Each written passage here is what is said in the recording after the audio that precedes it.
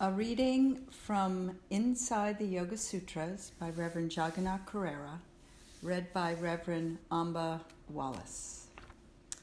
Today I'm reading Yoga Sutras from Book 1, Sutras 27 and 28, and it is about the mystic sound of Om. So verse 27 from Pada 1. This sutra introduces us to the mantra Om, which denotes Ishvara.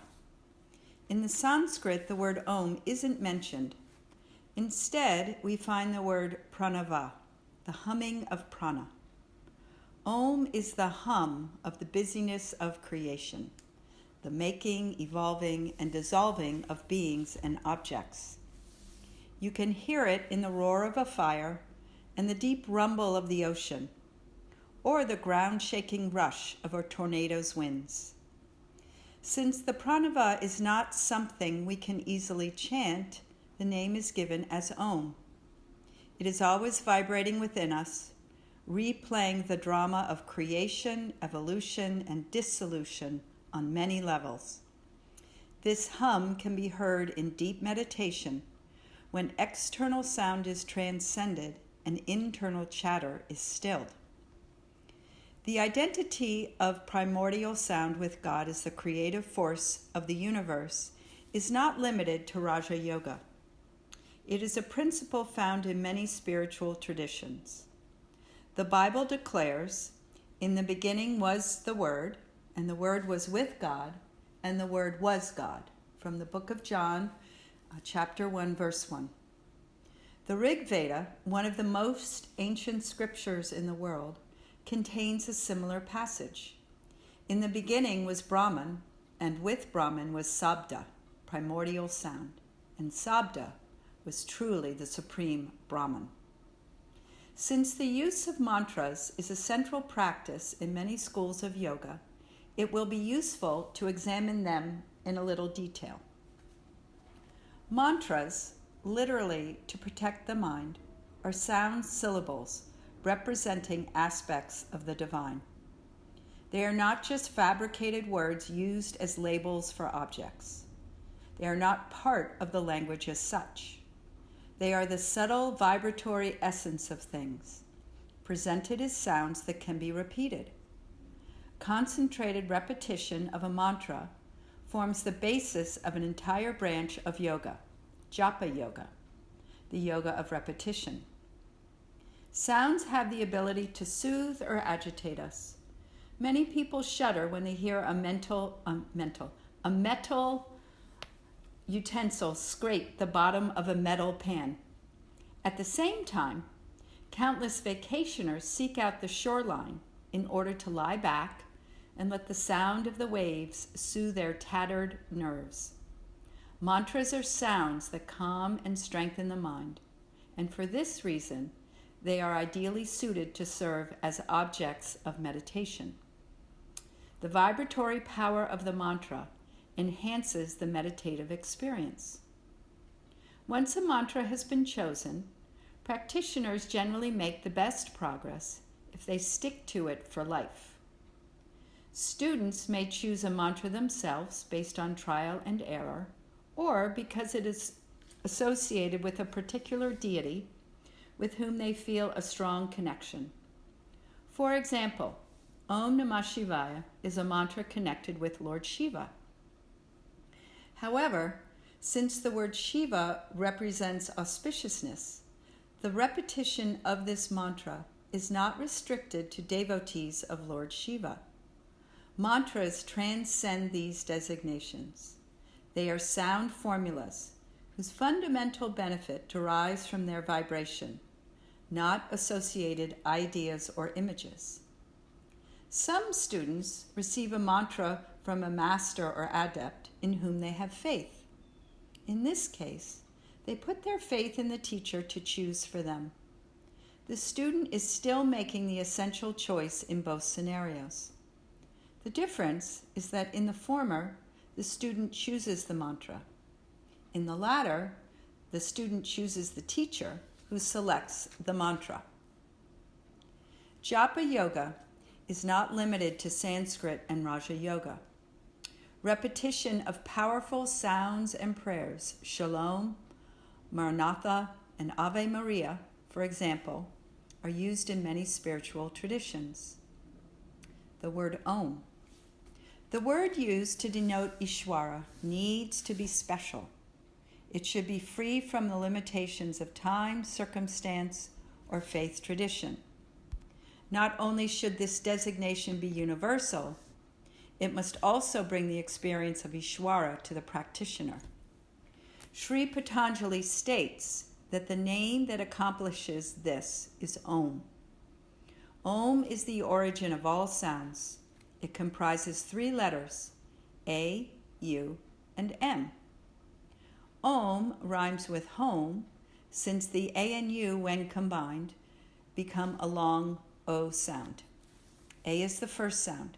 You simply open your mouth and make a sound. All audible sound begins with this action. It represents creation. The U is formed when the sound rolls forward toward the lips with the help of the tongue and cheeks. This represents evolution. Finally, to make the M sound, the lips come together. This last sound represents dissolution. So together, A, U, and M signify creation, evolution, and dissolution. The entire cycle of life is represented in these 3 letters. According to the philosophy of Advaita Vedanta, the philosophical school of non-dualism, A is the outer consciousness, U is the inner consciousness, and M is superconsciousness. The same 3 letters also signify the waking, dreaming, and deep dreamless sleep states.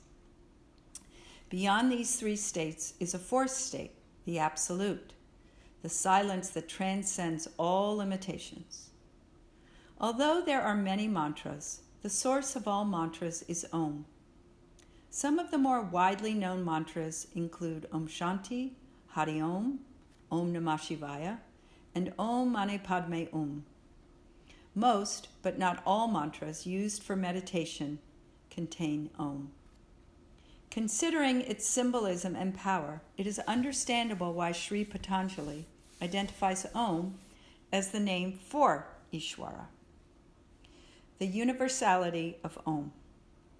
Sri Swami Satchidananda's commentary on this sutra says, "We should understand that Om was not invented by anybody. Some people didn't come together, hold nominations, take a vote, and the majority decided, all right, let God have the name Om. No. He himself manifested as Om. Any seeker who really wants to see God face to face will ultimately see him as Om. That is why it transcends all geographical, political, or theological limitations. It doesn't belong to one country or one religion. It belongs to the entire universe.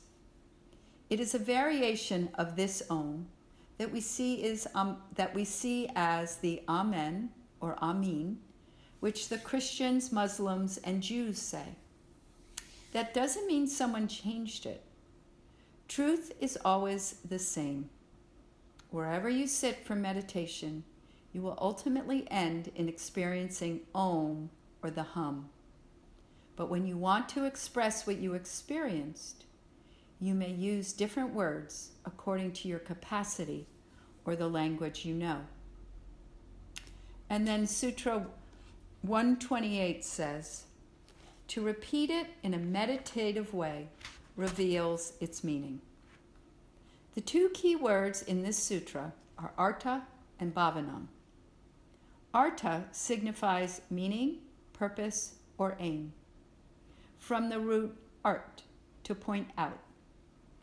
Bhavanam's meanings include meditation, consideration, disposition, feeling, and mental discipline.